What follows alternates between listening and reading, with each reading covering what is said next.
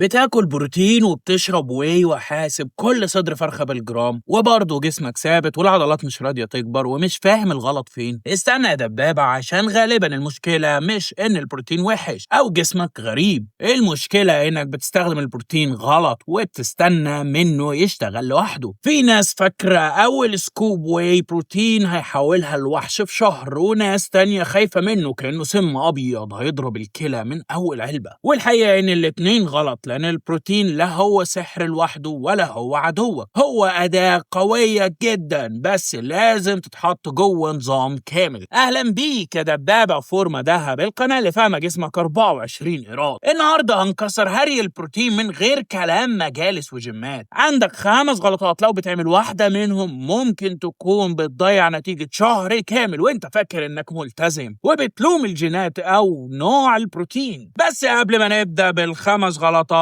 عايزك يا وحش تخبط زرار اللايك وتعمل شير وسبسكرايب للقناة عشان نتشجع نكمل باستمرار. غلطة رقم 1، انك فاكر البروتين يعني بودرة بس، مع ان الواي بروتين مجرد أداة سهلة تكمل ناقصك، مش مفتاح سري للتضخيم. البروتين الحقيقي موجود في الفراخ، اللحمة، السمك، البيض، اللبن، الزبادي، الجبنة القريش، التونة والفول والعدس. لو عرفت تجمعهم صح فانت كده كسبان. لو اكلك بقى ناقص 30 جرام بروتين، السكوب ممكن ينقذك ويكمل يومك، لكن لو اكلك مكفيك السكوب الزيادة مش هيخلق عضلة جديدة مخصوص. فبدل ما تسأل اشتري واي ولا لا، اسأل السؤال اللي يفرق فعلا: انا ناقصني كام جرام بروتين في اليوم، وهل اكلي مغطي الرقم ده؟ غلطة رقم 2، ودي اشهر غلطة في الجيم، انك بتاكل بروتين بالعشوائي من غير رقم واضح ومن غير ما تعرف انت قريب ولا بعيد. يوم تضرب بروتين عالي، يوم تنسى خالص، ويوم تعوض كل اليوم بسكوب بعد التمرين وتقول كده تمام، وبعدها تستغرب النتيجة الثابتة. لو بتتمرن وعايز تبني عضل، رينج عملي قوي لمعظم الناس هو من 1.4 لحد 2 جرام بروتين لكل كيلو من وزن جسمك يوميا. ولو عايز رقم بسيط تبدأ منه من غير وجع دماغ، استخدم 1.6 جرام لكل كيلو كهدف مبدئي، وبعدها عدل حسب جسمك وهدفك. يعني لو وزنك 75 كيلو، اضرب 75 في 1.6 يطلع حوالي 120 جرام بروتين في اليوم كبداية محترمة. مش لازم تبقى روبوت وماسك ميزان طول اليوم، بس لازم تعرف هدفك، عشان اللي ملوش رقم واضح مش هيعرف هو ملتزم ولا بيضحك على نفسه. ولو عندك مشكلة في الكلى أو الكبد أو أي حالة صحية، ما تلعبش في البروتين من دماغك، واسأل دكتور أو أخصائي قبل ما تزود. غلطة رقم 3، إنك بتاكل البروتين كله مرة واحدة، تفضل طول اليوم فاضي وبالليل تعمل مذبحة فراخ وسكوبات وتقول كده قفلت. أيوة، جسمك هيهضم البروتين، بس لبناء العضلات عمليا الأفضل إنك توزع بروتينك على اليوم بدل ما تعمل حفلة واحدة وتسيب باقي اليوم فاضي. لو هدفك 120 جرام، قسمهم على 3 أو 4 وجبات، وكل وجبة يبقى فيها مصدر بروتين واضح تقدر تكرره بسهولة. مثلا 30 جرام في الفطار، 35 في الغداء، 25 بعد التمرين، و30 في العشاء. كده اليوم بقى مفهوم. كده انت بتدي جسمك إشارات متكررة للإصلاح والبناء، بدل ما تسيبه طول اليوم مستني وجبة إنقاذ واحدة تيجي في آخر الليل. بس خلي بالك، إجمالي اليوم أهم من وسواس التوقيت، ومفيش عضلة هتختفي لو السكوب اتأخر شوية أو أكلت بعد التمرين بساعة. وقبل ما نكمل، سخن كده واخبط لايك وابعت الفيديو لصاحبك اللي بيعيش على سكوب واحد وبيفتكر كده قفل البروتين، عشان صاحبه جسمه محتاج خطة. غلطة رقم 4، ودي قاتلة للتضخيم، إنك تزود البروتين بس وتسيب السعرات والكرب واقعين في الأرض، وبعدها تسأل العضلات راحت فين. يا دبابة، العضلة محتاجة تمرين، مقاومة، بروتين وطاقة، ولو الطاقة مش موجودة جسمك هيحاول يوفر ويعيش، مش يبني عضل بالراحة. لو انت في عجز سعرات جامد، جسمك مش هيعمل لك دراع جديد احتفالا بالسكوب، لأنه ببساطة شايف إن الطاقة ناقصة ومحتاج يقتصد. ولو الكرب قليل قوي، أدائك في التمرين هيقع والأوزان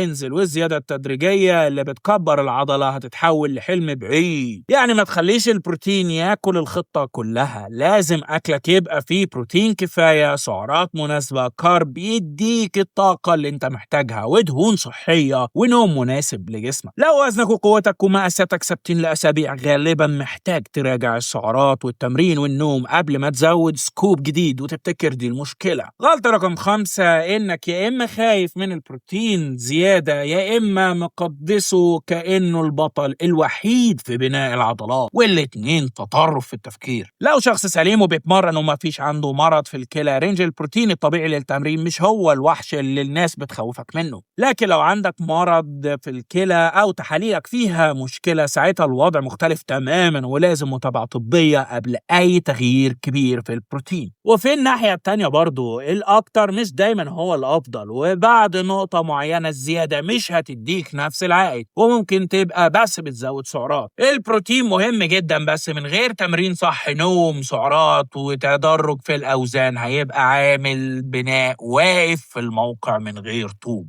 تعالى بقى نطلع بالخطة العملية عشان الحلقة دي ما تفضلش كلام حلو وتتحول لنظام بسيط تقدر تمشي عليه من بكرة. رقم 1، احسب هدفك اليومي وابدأ ب1.6 جرام لكل كيلو من وزنك لو بتتمرن وعايز تبني عضل. رقم 2، وزع الهدف على 3 أو 4 وجبات، وخلي كل وجبة فيها مصدر بروتين واضح، مش أي لقمة وخلاص. رقم 3، استخدم الواي كحل سريع لما أكلك يبقى ناقص، مش أساس تخلي كل نظامك متعلق بالعلبة والسكوب. رقم 4، راقب السعرات والتمرين، عشان البروتين من غير طاقة ومن غير مقاومة منتظمة مش هيبني جسم جديد مهما كان نوعه. رقم 5، راقب جسمك بالأرقام، الوزن، القوة، المقاسات، والمراية، وعدل الخطة حسب النتيجة الحقيقية مش حسب الإحساس اليومي. الخلاصة والزتونة يا بطل، البروتين أداة قوية مش بودرة سحرية، استخدمه صح، واكتب لي وزنك ورقم بروتينك في الكومنتات.